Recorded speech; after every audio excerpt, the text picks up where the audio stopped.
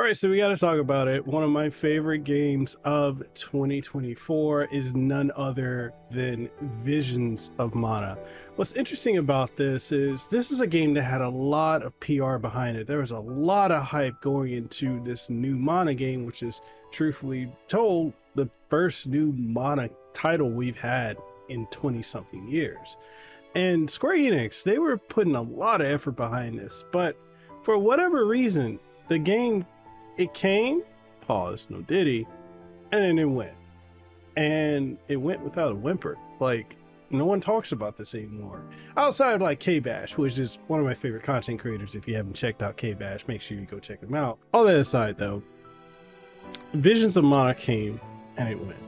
And it's sad because that's one of my favorite titles in the Mana series. Like, yes, I'm going to say Mana because I'm Polynesian. We say Mana, we don't say Mana. I know it's Visions of Mana, I'm just going to say Mana, so deal with it. But anyways, this is one of my favorite games, and I really want to talk about why you should definitely consider picking this up. And shout out to Square-Enix for providing a review copy of the game. So if y'all are ready to get on into it, hey, lock in, strap up, you're going to get some. Strap up, oh, that sounds wrong. Pause. But you're going to get some. That also sounds wrong. But yeah, you're going to get some. Let's get into it. The Mana series has seen a resonance in recent years, with standout releases like Trials of Mana Remake.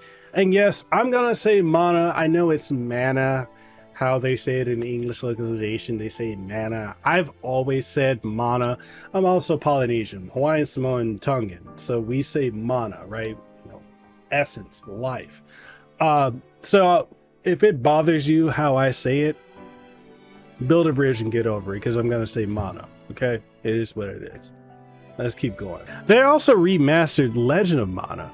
These projects brought fresh life to classic titles, but Visions of Mana represents something entirely different. As the first new mainline entry since Dawn of Mana nearly 2 decades ago, it seeks to blend nostalgic charm with modern sensibilities. While not without flaws, Visions of Mana succeeds in reinvigorating the franchise for a new generation. The Pilgrimage of Mana. At the heart of the story is a cycle of sacrifice tied to the world's survival. Every 4 years, individuals known as alms are chosen from 8 elemental regions to journey to the Mana tree, guided by their respective soul guards. Upon reaching the tree, the alms offer their souls to replenish the planet's mana, the energy sustaining life itself. Failure to complete this pilgrimage leads to catastrophic consequences, with entire towns perishing from mana deprivation.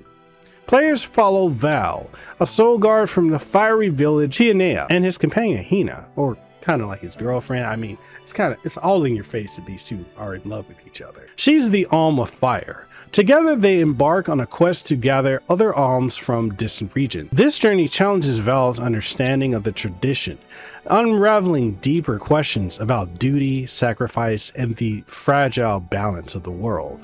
A familiar yet evolving gameplay loop.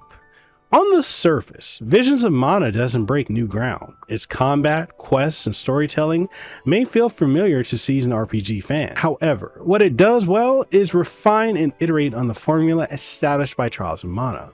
The result is a nostalgic experience reminiscent of Square's golden age of RPGs, with a modern polish that appeals to both longtime fans and newcomers. The combat system, though initially simplistic, evolves significantly as the game progresses. Characters unlock new skills and weapon actions by advancing through their linear class skill trees. Each character wields 3 weapon types, and newly learned moves carry over between compatible classes. This system encourages experimentation and gradually builds a satisfying depth. Early frustrations with limited combat options fade as the game introduces mechanics like charge attacks, launchers, and more complex combos. And we gotta talk about the team building and customization. The cast of characters in Visions of Mana offers a wealth of variety, both in personality and playstyle. Players can mix and match party members to find the most effective or enjoyable combinations. Vile, for example, excels with a lance, while characters like Morley and Palomina shine with katanas or a versatile skill set. Experimenting with different team dynamics adds replayability and strategy, particularly when you're playing in hard mode where synergy becomes crucial. Class progression rewards players with passives, new spells, and enhanced abilities, even when a character switches to a different class. Progression is tied to elemental vessels scattered across the world, encouraging exploration and rewarding players for revisiting earlier areas. And we also have to talk about the dynamic and engaging combat. The battle system combines real-time action with strategic elements. Players often will find themselves juggling two attack buttons, a customizable ability wheel, elemental vessel attacks, and class strikes. These components flow together seamlessly, creating battles that are both chaotic and rewarding. Boss encounters, in particular, stand out for their intricate designs and MMO-inspired mechanics. So if you're used to AoEs and such and ads, well, relax, you're gonna get some. Switching between characters to maximize damage or recover from setbacks is essential, and improved party AI makes this less of a chore compared to earlier entries. However, the item system can truthfully be frustrating. A lack of clear cooldown indicators for consumables leads to inconsistent behavior, especially during high-stakes battles. While this doesn't break the game, it's a noticeable blemish in an otherwise well-rounded combat system. And look, this is a vibrant world brought to life. Visually, Visions of Mana is stunning.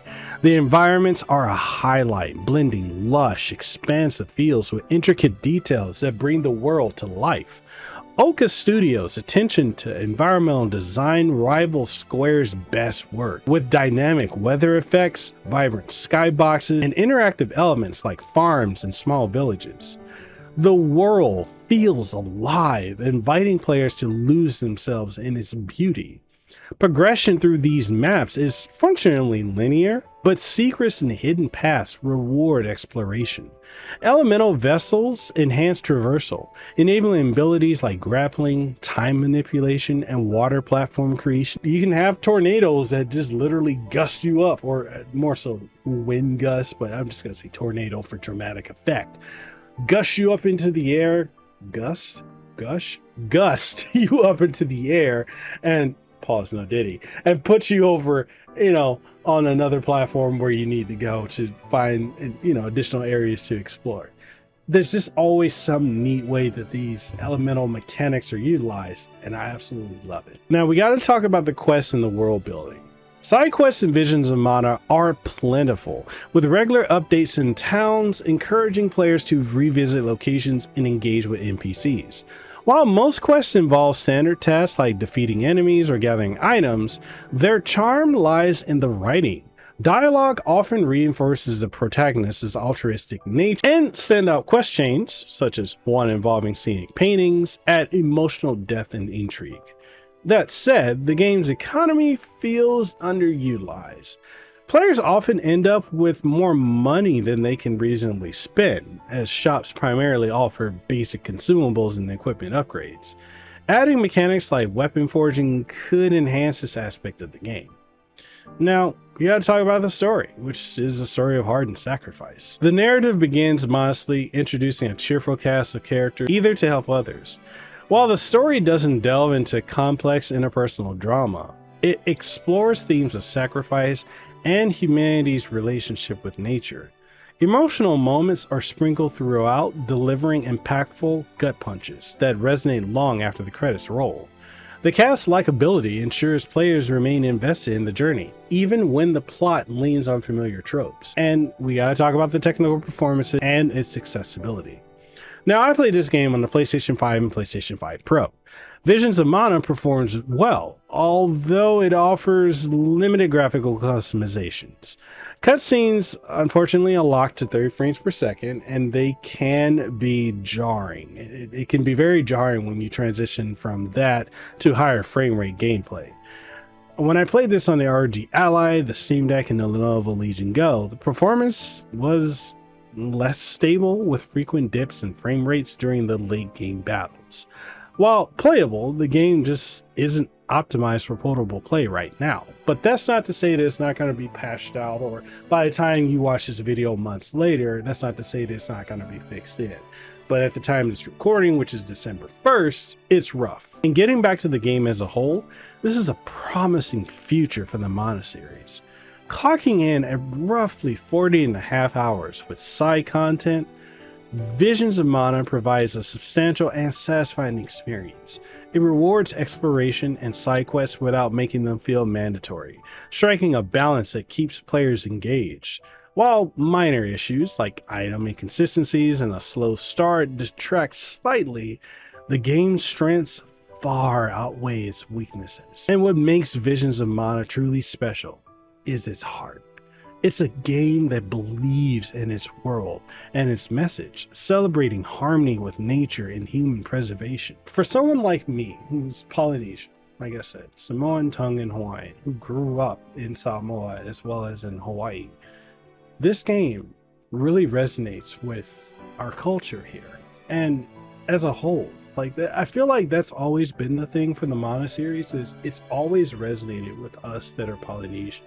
I think that's why outside of Japan and the diehard hardcore in the West, here in Hawaii as well as in Samoa and Tonga, like, it's a series that's really revered by us and loved because it speaks to, in many ways, our culture. And I love that. For fans of the series, it's a reaffirmation of what makes Mana unique. For newcomers, it's an accessible and captivating entry point. As the credits rolled, one thought lingered. Visions of Mana isn't just a great addition to the franchise, it's a beacon of hope for its future. And that's it. That's the review for Visions of Mana. Again, thank you to Square-Enix for the review copy. If you guys want to pick up a copy in this game, links will be in the description below, as well as the first pinned comment on YouTube and also pinned to the YouTube video. And with that being said, hope to see you guys in the next one. If I do, cool. If I don't, hey, hopefully you found someone else that you'd rather watch, and I'm not mad about that. All that being said, though, I'll catch you guys on the next one. Stay safe, be blessed, have aloha, and I'll see you on the next one. Peace out, and we hope.